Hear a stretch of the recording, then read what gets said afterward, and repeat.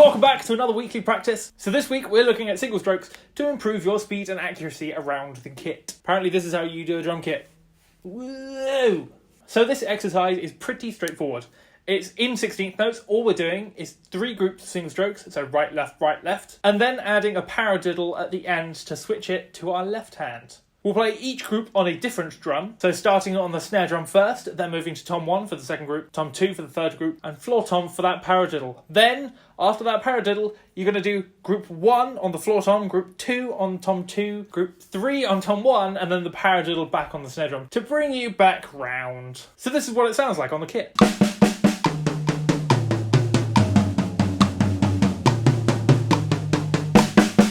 So for this exercise, we want to increase that tempo until it's feeling ever so slightly uncomfortable. That's your working tempo. From there, we're then going to increase it by 5 BPM when the initial tempo gets comfortable. If that takes a couple of weeks, that takes a couple of weeks. If that takes a year, that takes a year. It doesn't matter how quickly we bump up that tempo. It's all about getting that accuracy when we play it. So if you need that extra little challenge, then what I like to do is add the bio or bomba bass drum pattern underneath. Now that sounds like this.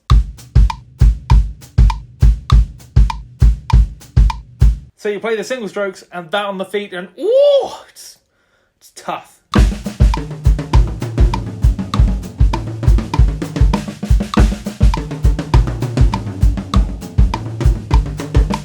So have fun with this and don't forget to tag us and use the hashtag weeklypractice so we can see you smash this exercise.